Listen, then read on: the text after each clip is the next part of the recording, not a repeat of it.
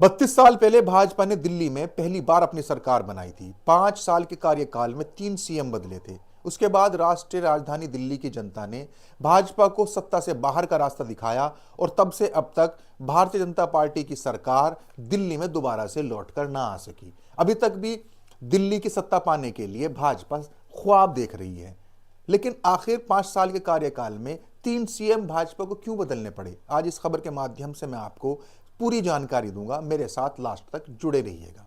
दरअसल सन 1993 में जब चुनाव हुए तो भारतीय जनता पार्टी ने कांग्रेस को बुरी तरीके से मात देते हुए दिल्ली की सत्ता हासिल कर ली थी। दिल्ली चुनाव में 70 विधानसभा सीटें होती हैं। 70 में से 49 सीट भाजपा ने जीत ली थी। वहीं कांग्रेस केवल 14 सीट जीतकर ही सिमट गई थी।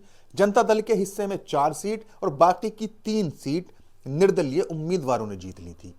उसके बाद भारतीय जनता पार्टी ने अपनी पूर्ण बहुमत की सरकार बना ली और 2 दिसंबर 1993 को मदन लाल खुराना को दिल्ली का सीएम नियुक्त कर दिया था। लेकिन 2 साल 86 दिन के भीतर ही मदन लाल खुराना को अपने पद से यानी मुख्यमंत्री पद से इस्तीफा देना पड़ गया था। कारण था भ्रष्टाचार। जो भ्रष्टाचार केंद्र सरकार के ऊपर, जो कि भाजपा की ही केंद्र सरकार थी उस वक्त, उसके ऊपर आरोप लगे थे, उसी की कुछ छींटें मदन लाल खुराना के कुर्ते पर भी आ गई थी और इसी कारण मदन लाल खुराना को भी इस्तीफा देना पड़ गया था। दरअसल 1996 में भाजपा की केंद्र सरकार के ऊपर जैन हवाला कांड का आरोप लगा था, जिसकी छींटों ने मदन लाल खुराना के दामन को भी गंदा कर दिया था। भ्रष्टाचार के चलते मदन लाल खुराना को इस्तीफा देना पड़ा और 26 फरवरी 1996 को साहिब सिंह वर्मा ने दिल्ली के मुख्यमंत्री पद की शपथ ग्रहण की। लेकिन साहिब सिंह वर्मा भी कार्यकाल पूरा न कर सके और उन्होंने पहले ही इस्तीफा दे दिया। तकरीबन 52 दिन पहले उन्होंने इस्तीफा दिया क्योंकि महंगाई को कंट्रोल नहीं कर पा रहे थे। जनता उनसे निराश थी। प्याज के दाम दिन पर दिन बढ़ते जा रहे थे। इसी के चलते साहिब सिंह वर्मा को भी इस्तीफा देना पड़ गया था। अब बचते हैं 52 दिन। 52 दिनों के लिए सुषमा स्वराज को दिल्ली का मुख्यमंत्री बनाया गया था।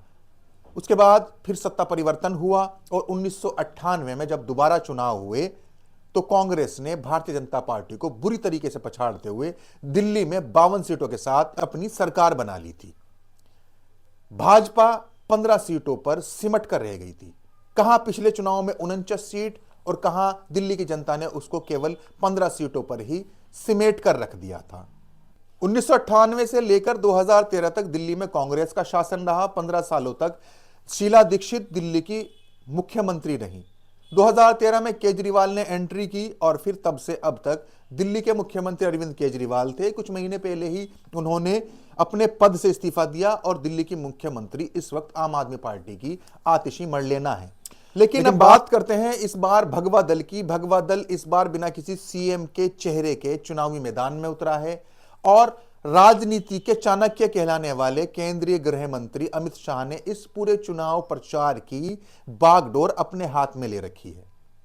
लेकिन चलते चलते मैं आप लोगों को यह जरूर कहना चाहूंगा कि इस खबर से यह तो समझ में आता है कि पहले के राजनेता आज के राजनेताओं के जैसे नहीं थे।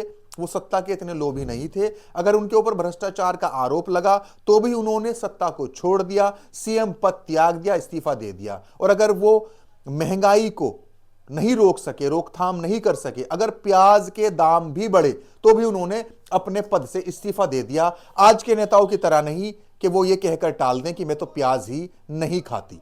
लेकिन इसमें तारीफ देश की राजधानी की जनता की भी है, जिसने विरोध जताया और मीडिया ने उसको निष्पक्ष तरीके से दिखाया। शायद मीडिया उस वक्त गोदी मीडिया नहीं होता था। अभी के लिए इस खबर में इतना ही। आपको जानकारी कैसी लगी कमेंट बॉक्स में जरूर बताइएगा। इस न्यूज़ को, इस खबर को लाइक जरूर कीजिए और अपने दोस्तों तक, रिश्तेदारों तक इसको शेयर कीजिएगा। चैनल को सब्सक्राइब करना भी ना भूलें। अभी के लिए इजाजत दीजिए। शुक्रिया।